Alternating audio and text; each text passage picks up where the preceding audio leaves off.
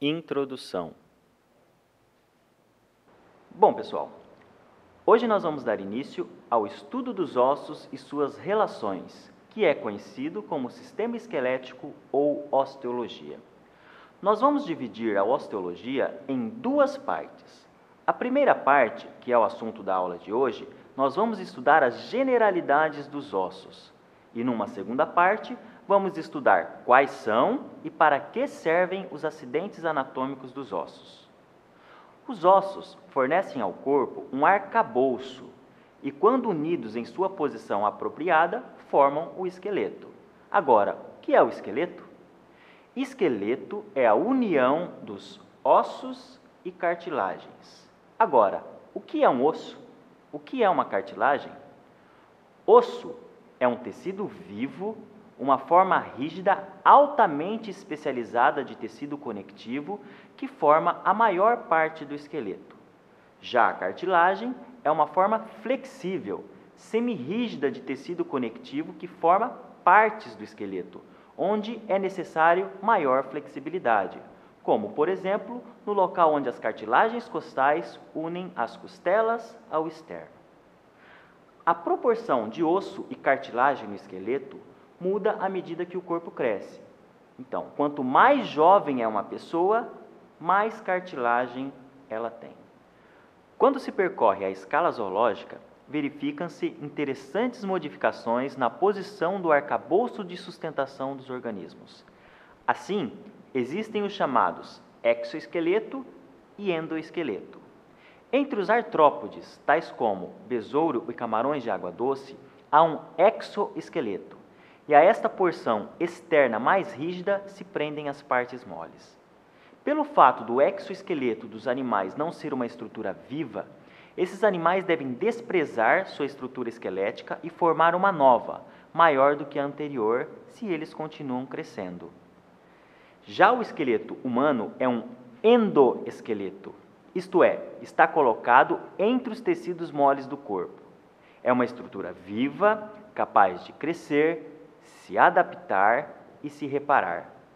Como você sabe do seu próprio desenvolvimento, seu esqueleto cresce juntamente com as demais estruturas do corpo. Funções dos ossos. A força do osso vem de seus componentes inorgânicos, cuja durabilidade resiste à decomposição até mesmo depois da morte. Muito do que nós conhecemos sobre os animais pré-históricos, incluindo os humanos, tem sido determinado por restos de esqueletos preservados. Quando nós pensamos em osso, frequentemente pensamos em uma estrutura dura, seca. De fato, o termo esqueleto vem de uma palavra grega que significa corpo seco. Só que o osso vivo não é um material inerte. É dinâmico, adaptável e executa basicamente 6 funções, incluindo suporte, ou seja, a sustentação do corpo, proteção, movimentos, hematopoiese na medula óssea vermelha, armazenamento de gorduras e reserva de minerais. Suporte. O esqueleto atua como arcabouço estrutural para o corpo, sustentando os tecidos moles e fornecendo pontos de fixação para os tendões da maioria dos músculos. É interessante que os 206 ossos do esqueleto suportam uma massa de músculos e órgãos que podem pesar até 5 vezes mais que os ossos. Proteção. O esqueleto protege muitos órgãos internos contra a lesão. Por exemplo, os ossos do crânio protegem o encéfalo. A coluna vertebral protege a medula espinal. E a caixa torácica protege o coração e os pulmões. Movimentos. Os ossos servem como pontos de apoio para a fixação da maioria dos músculos estriados esqueléticos.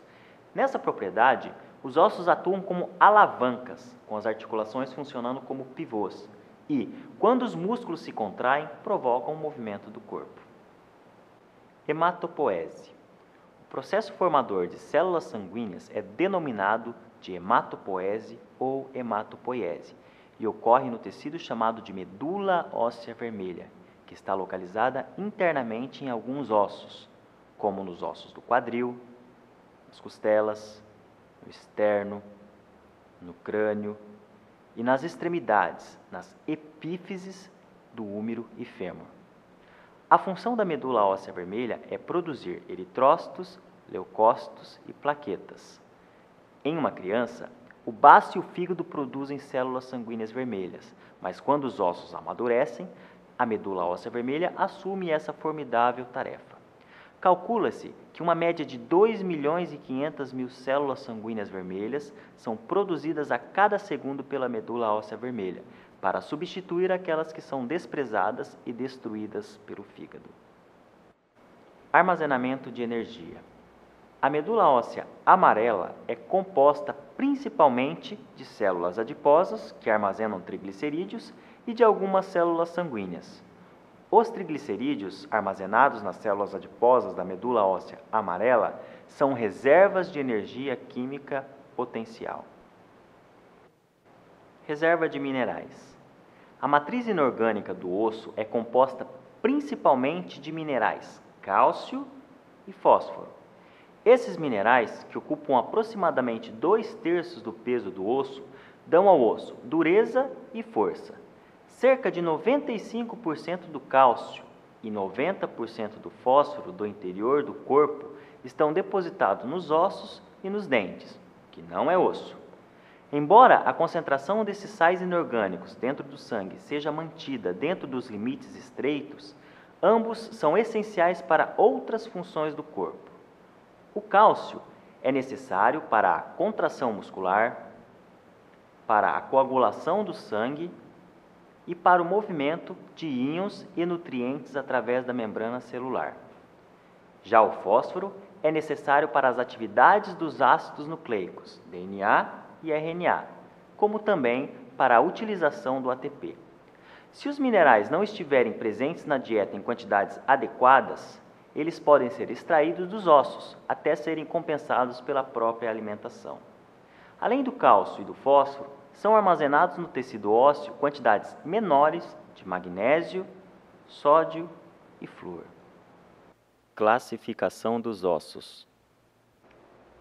Os ossos são classificados em 8 grupos: ossos longos, curtos, planos, também chamados de laminares ou chatos, irregulares, sesamoides, pneumáticos, alongados e acessórios, também chamados de supranumerários. Ossos longos são aqueles em que o comprimento predomina sobre a largura e espessura e funcionam como alavancas. Como exemplo, nós temos no membro superior o húmero, o rádio, a ulna, todos os metacarpos e todas as falanges.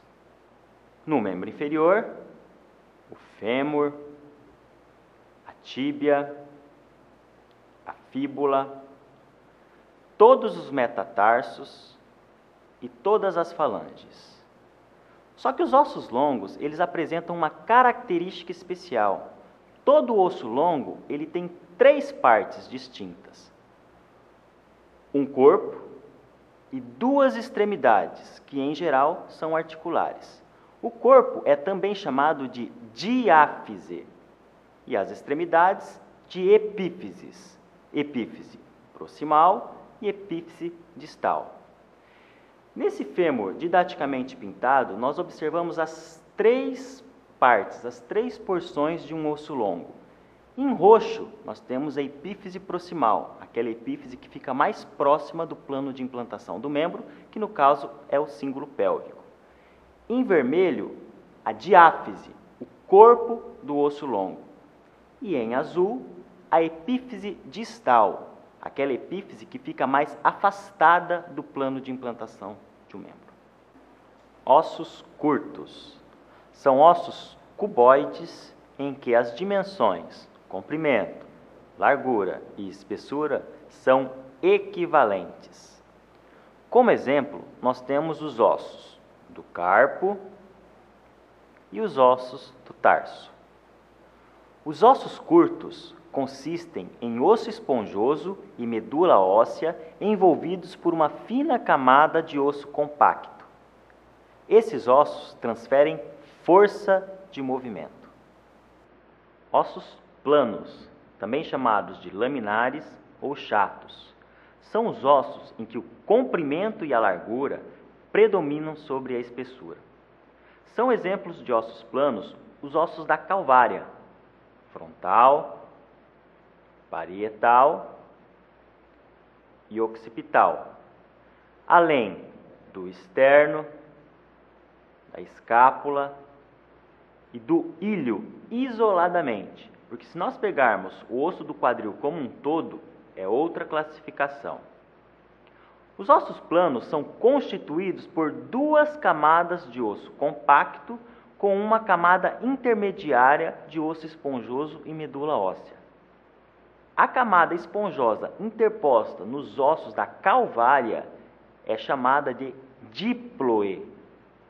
Os ossos planos têm função de proteção e também fornecem áreas extensas para fixação muscular. Ossos irregulares são aqueles que não podem ser adequadamente